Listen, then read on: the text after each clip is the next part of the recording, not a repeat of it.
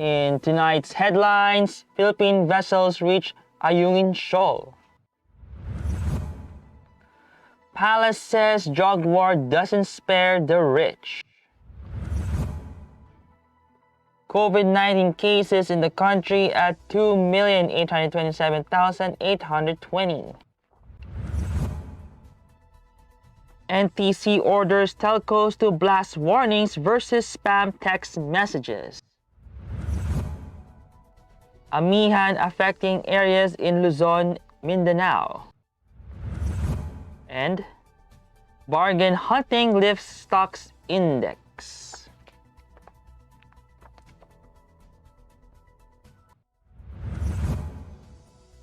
Good evening. Today is Tuesday, November 23, 2021. I am Miguel Palatagonan and this is Tribune News on Q. Here are the stories for this evening. Malacanang on Tuesday disclosed that the Philippine supply vessels have reached Filipino troops deployed in Ayungin Shoal or 2nd Thomas Shoal in the West Philippine Sea. Acting presidential spokesperson Carlo Nograles made the announcement a week after Chinese Coast Guard blocked and fired water cannon at Philippine supply vessels en route to Ayungin Shoal, which is within the Philippines' exclusive economic zone.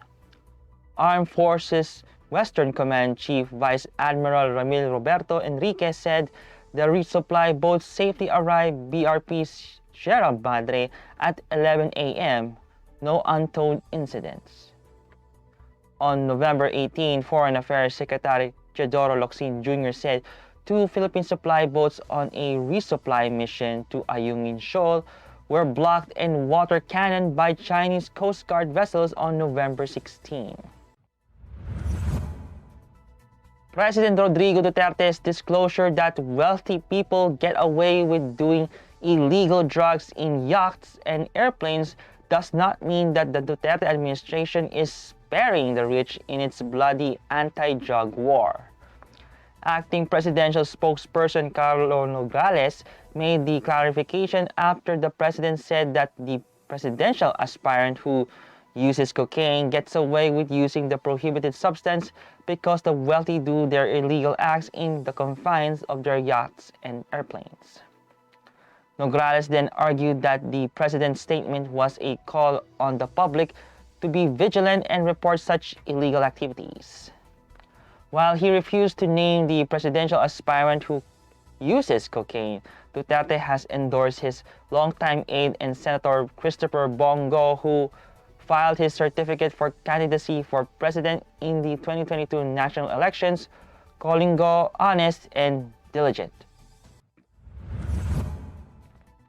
The Department of Health reported 1,153 confirmed COVID-19 cases on the Tuesday, to bring the total number of infected in the country to 2,827,820, even as 8 laboratories failed to submit data on time. This brought the active cases to 18,721, and of the total, 55.2% are mild, 4.7% are asymptomatic, 20.51% are moderate, 13.8% are severe, and 5.8% are in critical condition. The number of recoveries, on the other hand, rose to 2,761,617 after 2,182 patients recovered from the deadly disease. The death toll is now at 47,482 with 195 fatalities recorded. Data also show that 32% of 3,700 intensive care unit beds for COVID-19 patients nationwide are in use. Tribune News on Q will be back after these reminders. Botomoto Halalan 2022, the Daily Tribune special coverage.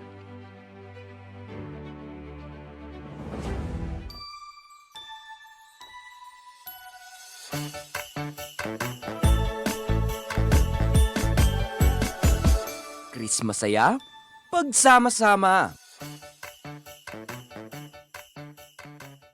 Bong, yung naumpisahan ko, tapusin mo.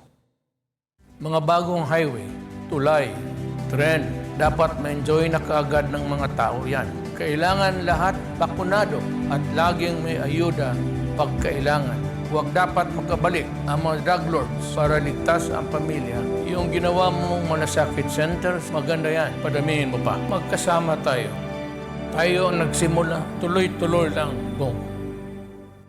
Katribo, hanap mo ba ay food to satisfy your cravings, essential product o ano paman? Sagot ka namin dito sa tindahan ni Tarsi. Halina't tuklasin, kilalanin at alamin ang kwento sa likod ng iba't ibang produkto at negosyo mula sa ating Pinoy local entrepreneurs na tiyak papatok sa'yo. Samahan natin si Tarsi simula November 16 na mapapanood sa programang gising na mula alas 8 hanggang alas 9 ng umaga sa Facebook page ng Daily Tribune at Tribune Now on YouTube.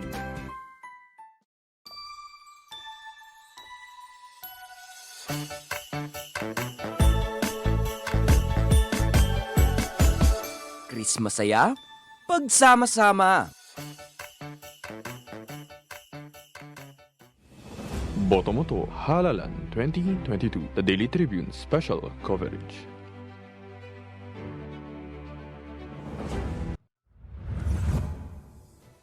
In other news, the National Telecommunications Commission, or NTC, ordered telcos to blast messages warning their subscribers about the proliferation of job recruitment spam text messages.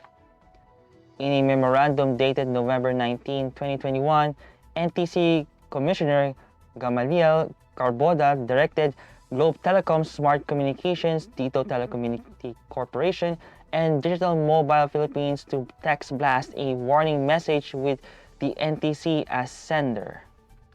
The telcos are given until December 14, 2021 to submit their compliance report on the latest directive to the Office of the Commissioner. The National Privacy Commission found in its investigation that a global organized syndicate was behind the influx of spam text messages. State Weather Bureau Pag-asa announced that the northeast monsoon, or Amihan, will bring rain showers to areas in northern and central Luzon, while the Intertropical Convergence Zone, or ITCZ, will affect Mindanao. Batanes, Babuyan Islands, Cagayan, Isabela, and Apayao will experience cloudy skies with rains caused by Amihan, with possible flash floods or landslides during moderate to at times heavy rains. Laguna, Rizal, and northern Quezon, including Polillo Islands, will have cloudy skies with scattered rain showers and thunderstorms with possible flash floods or landslides during moderate to at times heavy rains. Meanwhile, Caraga, Davao Oriental, and Davao de Oro will experience cloudy skies with scattered rain showers and thunderstorms due to the ITCZ, with possible flash floods or landslides during moderate to at times heavy rains. And in business, bargain hunting led to positive close of all gauges in the local bourse on Tuesday, while the peso kept its footing against the US dollar. The Philippine Stock Exchange Index gained 118.49 points, or 1.63% to 7,401.16 at the closing bell. The broader all shares jumped by 58.69 points, or 1.51% to 3,937.64. Regina Capital Development Corporation Head of Sales Luis Limningan said that the investors in the Philippine stocks switched to bargain hunting after the President of the United States announced that he will be renominate current Federal Chair Jerome Powell for a second term. Volume reached 1.55 billion shares, amounting to 9.28 billion pesos. Advancers led decliners at 133 to 56, while 53 shares were unchanged. Meanwhile, the peso remained firm against the greenback after it finished the day at 50.59 from 50.65 on Monday. That wraps up the stories tonight. We would like to thank the SM Store, Araneta City, Mary Kay, Department of Tourism and Overseas Community Affairs Council member Alan Lin of the Republic of China for their continued support. And before we go, it's 32 days before Christmas.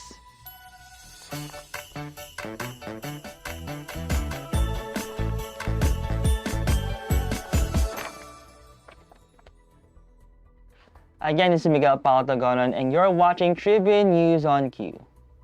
Stay safe, stay healthy, and stay at home.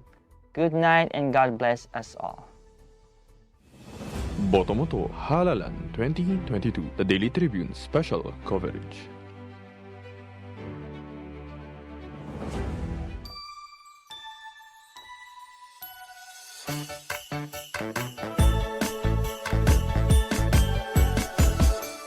Masaya, pagsama-sama.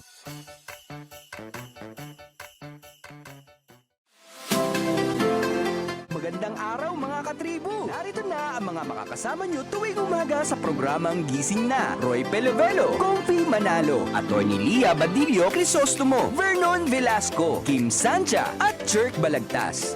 Abangan ng programang Gising Na mula alas 8 hanggang alas 9 ng umaga sa Facebook page ng Daily Tribune. Ilabas na ang mainit na kape at samahan kami sa inyong pag-almusal, mga katribo. Sama-sama natin alamin ang mga natatagong istorya sa mga latest na kaganapan sa loob at labas ng bansa. Simulan natin ang bawat umaga with good vibes sa mga informative and recreational segments ng aming programa. Maaari niyo rin ibahagi sa amin ang inyong opinion via Daily Tribune Facebook page at Tribune Now sa YouTube. Makichika na rin sa latest showbiz happenings, mga katribo. Kaya naman, magkita-kita po tayo mula Lunes hanggang Biyernes, alas 8 hanggang alas 9 ng umaga at magsama-sama po tayo sa Gising Na!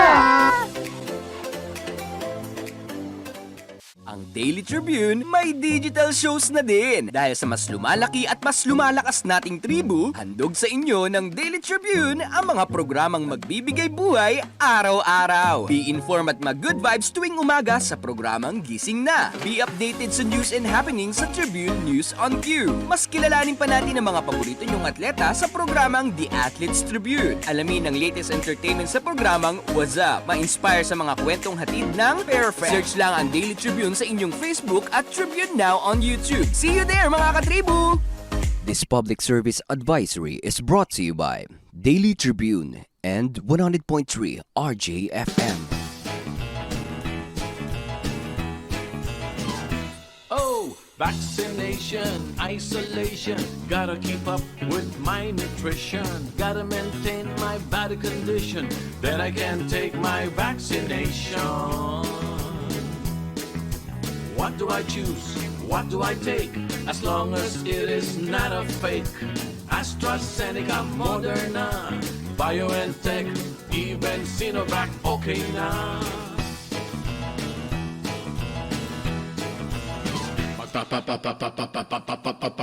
Pababakuna ka ba? Pababakuna ka ba? Pababakuna ka ba? Pababakuna ka ba? Pababakuna ka ba? Pababakuna ka ba?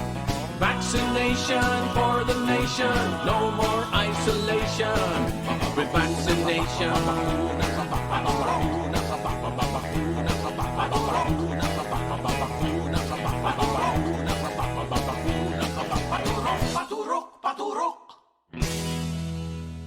This public service advisory is brought to you by Daily Tribune and 100.3 RJFM.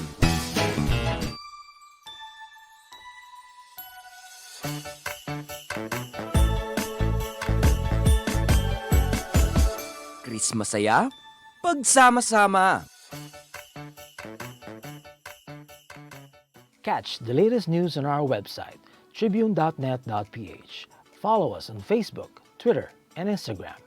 Subscribe to our YouTube channel, Tribune Now. Download the Daily Tribune app on Apple Store for iOS and Google Play for Android to get the latest and most comprehensive news online.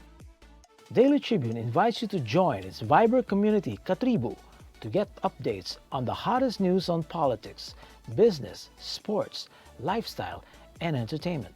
Emoticons of the Tribune mascot Tarsito are available on our community Viber.